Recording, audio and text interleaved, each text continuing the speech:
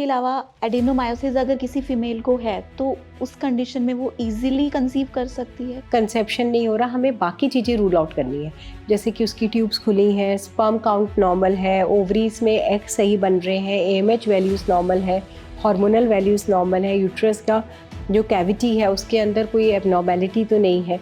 अगर ऐसा कुछ भी नहीं है और सिर्फ एडिनोमायोसिस है तो ट्रीटमेंट से आप कंसीव हो सकते हैं। साथ में इंटीग्रेट कर सकते हैं एलोपैथी एंड आयुर्वेदा। तो डॉक्टर मिताली, अब आप हमें थोड़ा सा बताओ।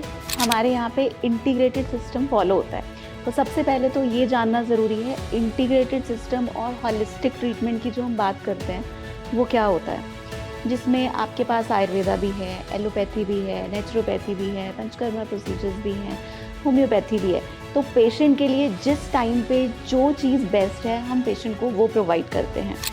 और बहुत से पेशेंट्स में ये मिथ होता है कि अगर एडेनोमायोसिस है तो हमारा यूट्रस ही रिमूव कर देंगे, तो इसका लाइन ऑफ ट्रीटमेंट में सिर्फ यही एक ऑप्शन है या मेडिसिन के थ्रू भी ये क्योर होता है? तो यूजुअली एडिनोमायोसिस के लिए यूट्रस निकालने की ज़रूरत नहीं है। सो ट्रीटमेंट ऑप्शंस में हमारे पास हार्मोनल ट्रीटमेंट है, फिर एक मायरीना करके डिवाइस आता है जो एक कॉपर्टी जैसा होता है, वो लगाया जा सकता है। फिर ज़्यादा इशू हो रहा है फिर भी ठीक नहीं हो रहे तो फिर एक टैबलेट शुरू कर देते हैं जो कि 3 महीने पीरियड्स नहीं आती और एडिनोमायोसिस कम हो जाती है, क्योंकि एडिनोमायोसिस पीरियड्स की वजह से हो रही है। तो अगर पीरियड्स कम हो जाएंगे, ब्लीडिंग कम हो जाएगी तो आपका अपने आप कम हो जाएगा। तो यूजुअली एडिनोमायोसिस के लिए यूट्रस निकालने की ज़रूरत नहीं है। नमस्कार, स्वागत है आपका आज के पॉडकास्ट में। हर बार की तरह आज हम बात करने वाले हैं फीमेल हेल्थ पे, और आज का जो हमारा टॉपिक है वो है एडिनोमायोसिस के ऊपर। तो आज हम डॉक्टर प्रीति मैम के साथ हैं जो कि हमारे साथ हर बार की तरह आज आपकी क्वेरीज को आंसर करने के लिए हमारे साथ हैं। और डॉक्टर प्रीति मैम को जैसे आप सब जानते हैं 30 इयर्स का एक्सपीरियंस है, एक आईवीएफ स्पेशलिस्ट हैं और रिकरेंट मिसकैरेज एक्सपर्ट। इसके साथ साथ मैम की सारी हाई रिस्क प्रेगनेंसी में एक्सपर्टीज़ हैं। तो आज हम मैम से जानना चाहेंगे एडेनोमायोसिस के ऊपर। Thank you doctor Mitali and सबका सबसे पहले नमस्कार। आप हमारे पॉडकास्ट देख रहे हैं और उनको लाइक कर रहे हैं, थैंक यू सो मच। और डॉक्टर मिताली की हर बार ये कोशिश रहती है कि आपके लिए अच्छी अच्छी इन्फॉर्मेशन गैदर करें और जो क्वेश्चंस मैं आंसर कर सकती हूँ वो बहुत रिसर्च करके मेरे से क्वेश्चंस पूछते हैं। सो होपफुली आप सब ये पॉडकास्ट एंजॉय कर रहे होंगे और आपको ये बहुत बेनिफिशियल लग रहा होगा। तो सबसे पहले थैंक यू डॉक्टर मिताली। और आज का टॉपिक बहुत ही इंटरेस्टिंग है, एडिनोमायोसिस। अब एडिनोमायोसिस सुनने में बहुत ही डरावना वर्ड लगता है और पर ये बहुत कॉमन हो गया है। मुझे याद है 30 साल पहले जब हम एमबीबीएस की पढ़ाई कर रहे थे, तब उस समय हमने ये वर्ड सुने ही नहीं थे और ये आते थे कि ये वाली सारी प्रॉब्लम्स जो हैं ये वेस्टर्न वर्ल्ड में होती है, इंडिया में नहीं है। पर अब सिनेरियो चेंज हो गया है। अब एडिनोमायोसिस जो है एक बहुत कॉमन प्रॉब्लम हो गई है। और ये होता क्या है, तो हम बिल्कुल बेसिक पे जाते हैं कि एक महिला में पीरियड्स कैसे आते हैं। हर हर लेडी में एक यूट्रस होता है, बगल में 2 ट्यूब्स होती हैं, ओवरीज होती हैं और हर महीने ओवरी में से एग निकलता है और वो ट्यूब में जाता है और वहाँ पे वो 2 दिन रहता है। इस साइकिल को ओवुलेशन बोलते हैं। और जब ओवुलेशन के टाइम पे अगर प्रेगनेंसी नहीं हो तो ओवुलेशन के 14 दिन के बाद पीरियड्स आ जाते हैं। ये पीरियड्स क्या है, ये यूट्रस की लाइनिंग ही शेड हो जाती है जिसको हम पीरियड्स बोलते हैं। जब ये पीरियड का ब्लड जो है मैक्सिमम तो बाहर आ जाता है, पर थोड़ा सा ब्लड ट्यूब्स के थ्रू बॉडी के अंदर भी चला जाता है और वो ओवरीज के ऊपर स्टिक हो जाता है जिसको हम एंडोमेट्रियोसिस बोलते हैं। और जब ये ही ब्लड यूट्रस की मांसपेशियों के बीच में चला जाता है और यूट्रस का साइज बढ़ा देता है, ब्लीडिंग हैवी कर देता है और अल्ट्रासाउंड पे बहुत सारे फीचर्स हैं जो हम डिस्कस करेंगे, ये प्रॉब्लम शुरू हो जाती है तो इसको हम एडिनोमायोसिस बोलते हैं। So basically adenomyosis is endometriosis of the uterus.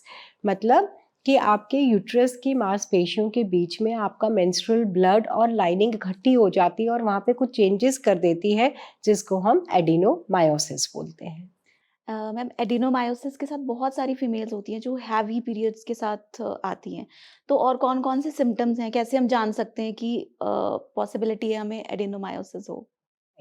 So adenomyosis के सिम्टम समझने से पहले हमें ये समझना है, अगेन बेसिक समझेंगे कि हर महीने जब पीरियड्स आते हैं तो हमारी ब्लीडिंग 3 4 5 दिन में कैसे बंद होती है। उसमें बहुत सारे फैक्टर्स एक्ट करते हैं। जो हमारी यूट्रस की मसल्स हैं वो क्रिस क्रॉस पैटर्न में होती हैं ऐसे, और उनके बीच में से ब्लड वेसल जा रहा होता है। आपको ये दिख रहा होगा, ये मसल्स हैं और बीच में ब्लड वेसल है। ये ब्लड वेसल ब्लीड कर रहा है, तो विद टाइम जब पीरियड्स होते हैं तो ये मसल्स कॉन्ट्रैक्ट करती हैं और ये एक धागे की तरह ये हमारे ब्लड वेसल्स को बंद कर देती हैं।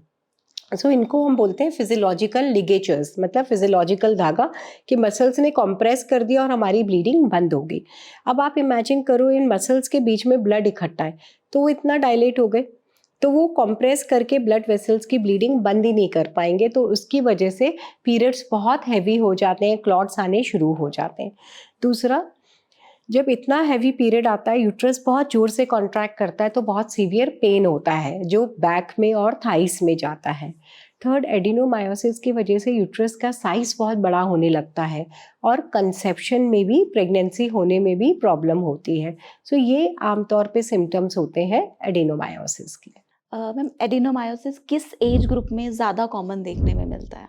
एडिनोमायोसिस आजकल तो हम हर एज में देख रहे हैं क्योंकि एंडोमेट्रियोसिस बढ़ रहा है, पर मेनली जो प्रॉब्लम के साथ विमेन आती है वो 40 के बाद आती हैं, क्योंकि उनके पीरियड्स बहुत हैवी हो रहे होते हैं, पेन बहुत ज़्यादा हो रहा है। इसमें 2 कारण होते हैं।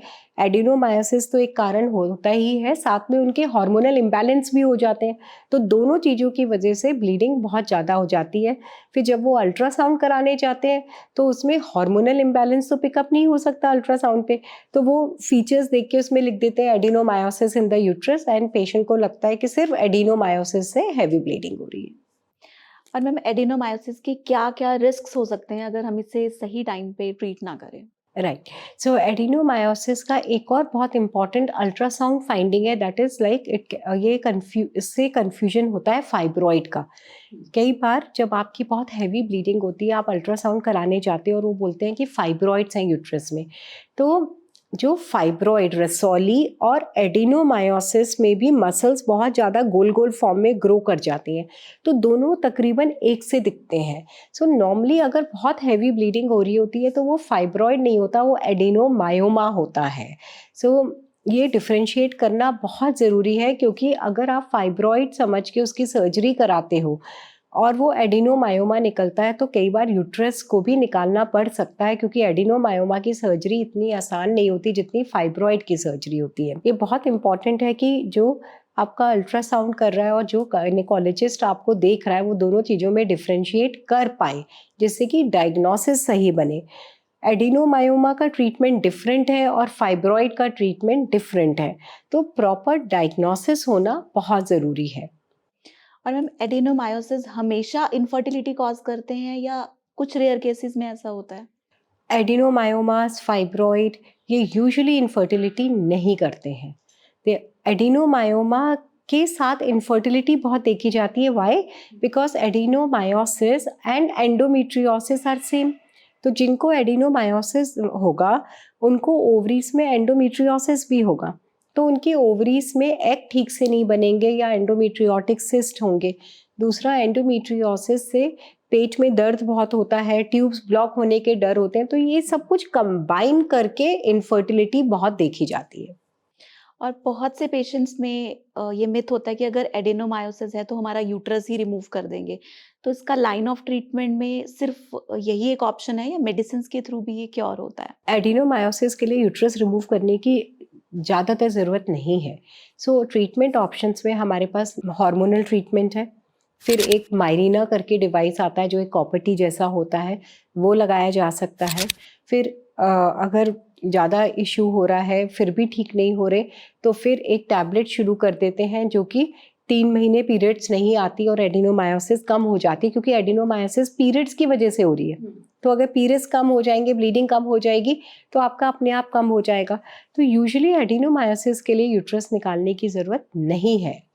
के अलावा एडिनोमायोसिस अगर किसी फीमेल को है तो उस कंडीशन में वो इजीली कंसीव कर सकती है, कंसेप्शन इजी रहता है? कंसेप्शन के लिए हमें एक तो अगेन बहुत बेसिक से जाना चाहिए कि पहले ये सोचने से पहले कि एडिनोमायोसिस की वजह से कंसेप्शन नहीं हो रहा, हमें बाकी चीज़ें रूल आउट करनी है, जैसे कि उसकी ट्यूब्स खुली हैं, स्पर्म काउंट नॉर्मल है, ओवरीज में एग सही बन रहे हैं, AMH वैल्यूज़ नॉर्मल है, हार्मोनल वैल्यूज़ नॉर्मल है, यूट्रस का जो कैविटी है उसके अंदर कोई एबनॉर्मेलिटी तो नहीं है। अगर ऐसा कुछ भी नहीं है और सिर्फ एडिनोमायोसिस है तो ट्रीटमेंट से आप कंसीव हो सकते हो। एडिनोमायोसिस में कौन-कौन से ऐसे सिम्पटम्स हैं जिसे हमें बिल्कुल इग्नोर नहीं करना चाहिए और जाके डायरेक्ट अपने डॉक्टर को विज़िट करना चाहिए? Heavy bleeding and severe pain, ये 2 चीज़ें हैं जो अगर आपको हो रहा है तो मोस्ट लाइकली आपको एडिनोमायोसिस है और आपने जाके डॉक्टर से मिलना चाहिए और ट्रीटमेंट शुरू करना चाहिए। एडिनोमायोसिस में कैंसर नहीं बनता है, सो आप उस चीज़ से बेफिक्र रहें। पर हैवी ब्लीडिंग का एक कारण कैंसर भी हो सकता है ना, तो इसलिए प्रॉपर डायग्नोसिस होना बहुत ज़रूरी है। और क्या एडिनोमायोसिस फुली क्योरेबल है? Adenomyosis, again we go to the basics कि एडिनोमायोसिस क्यों हो रहा है, आपके पीरियड से हो रहा है। तो जब पीरियड्स बंद हो जाएंगे या तो मीनोपॉज की वजह से या प्रेगनेंसी की वजह से या दवाइयों की वजह से, एडिनोमायोसिस ठीक हो जाएगा। और एडिनोमायोसिस के साथ वेट गेन कितना कॉमन है? एडिनोमायोसिस के साथ डायरेक्ट वेट गेन नहीं है। अब ये अगेन आपको 2 एंड 2 टुगेदर पिक्चराइज करना है। वेट गेन कब होता है? 40 साल के बाद यूजुअली, है ना, या फिर पॉलीसिस्टिक ओवरीज में यंग लोगों में होता है। सो अगर 40 के बाद आपका वेट गेन हो रहा है और उसी समय हैवी ब्लीडिंग कॉमन है, उसी समय वो लोग अल्ट्रासाउंड कराने जाते हैं और जब वो अल्ट्रासाउंड कराते हैं तो एडिनोमायोसिस आता है। तो सब चीज़ें आपस में लिंक कर लेते हैं कि हमें एडिनोमायोसिस है इसलिए हमारे हैवी पीरियड आ रहे हैं, इसलिए वेट गेन हो रहा है। पर ऐसा नहीं है। वेट गेन आपका हो रहा है एज रिलेटेड हार्मोनल चेंजेस की वजह से। इंसुलिन रेसिस्टेंस डेवलप हो जाता है जिसकी वजह से आपका वेट गेन हो रहा है। हार्मोनल इम्बैलेंस की वजह से आपकी ब्लीडिंग हो रही है और एडिनोमायोसिस आपकी ब्लीडिंग को ऐड ऑन कर रहा है। So this is how everything comes together. और मैम अगर इसके ट्रीटमेंट पार्ट पे बात करें तो कितना टाइम टेकिंग ट्रीटमेंट है और क्या-क्या हम इसमें मैनेजमेंट करते हैं? आराम इसमें पहले ही महीने से आना शुरू हो जाता है। एडिनोमायोसिस के लिए बहुत अच्छी हार्मोनल मेडिसिन्स आती हैं जो दी जा सकती हैं। सर्जरी की, जैसे मैंने पहले भी कहा है, स्ट्रेट ऑन ज़रूरत नहीं होती है और आराम आपको फर्स्ट मंथ से ही आना शुरू हो जाता है। फिर अगर आपको फर्स्ट मंथ में आराम आ गया तो 2-3 महीने के लिए मेडिसिन दे के देखते हैं और फिर मायरीना लगा देते हैं। मायरीना एक तरह की कॉपर टी होती है जो आपकी लोकल लाइनिंग को बहुत ज़्यादा ग्रो नहीं करने देती और आपके पीरियड्स कम हो जाते हैं। तो पीरियड्स कम होंगे तो आपकी वैसे ही हैवी ब्लीडिंग कम हो जाएगी। हैवी ब्लीडिंग कम होगी तो एडिनोमायोसिस कम हो जाएगा और एडिनोमायोसिस कम होगा तो आपको अगेन ब्लीडिंग कम हो जाएगी, पेन कम हो जाएगा। So everything gets linked. So कुल मिलाकर ये है कि एडिनोमायोसिस में कैंसर नहीं होता, इसमें कोई घबराने की बात नहीं है। इसका बहुत आसानी से ट्रीटमेंट हो जाता है। आप हमसे ऑनलाइन कंसल्ट कर सकते हो और we can start your treatment. आप दुनिया के किसी भी कोने में हो, you can book an online consult with me, doctor Preeti Jindal, the director, the Touch Clinic Mohali, and you can book the consult and you can get your treatment started. Secondly, infertility वाला जो पार्ट है, infertility usually adenomyosis की वजह से नहीं है, जैसे मैंने समझाया, उसके दूसरे कारण होते हैं और अगर आप प्रॉपरली ट्रीट कराओ तो आपका कंसेप्शन हो सकता है बहुत आसानी से। और अगर कोई फीमेल एडिनोमायोसिस से सफ़र कर रही है तो उसको अपनी रूटीन में क्या डूज़ एंड डोंट्स हैं जो फॉलो करने चाहिए ताकि वो एक हेल्दी तरीके से अपना लाइफ लीड कर सके? वेट गेन एक सबसे इम्पॉर्टेंट है कि वेट गेन मत होने दो। वेट गेन होने से आपकी पॉलीसिस्टिक ओवरीज हो जाएंगी तो एक प्रॉब्लम पहले ही है, दूसरी प्रॉब्लम और सुपरसीडेड हो जाएगी। सेकंड, एक्सरसाइज करना बहुत ज़रूरी है। Third, we have started integrated treatment. तो हम डॉक्टर मिताली से पूछेंगे एडिनोमायोसिस के लिए आयुर्वेदा में क्या ट्रीटमेंट अवेलेबल है, तो वो हम साथ में इंटीग्रेट कर सकते हैं, allopathy and Ayurveda. So doctor Mitali, अब आप हमें थोड़ा सा बताओ। जैसे आप सबको पता है हमारे यहाँ पे इंटीग्रेटेड सिस्टम फॉलो होता है। तो सबसे पहले तो ये जानना ज़रूरी है इंटीग्रेटेड सिस्टम और होलिस्टिक ट्रीटमेंट की जो हम बात करते हैं वो क्या होता है।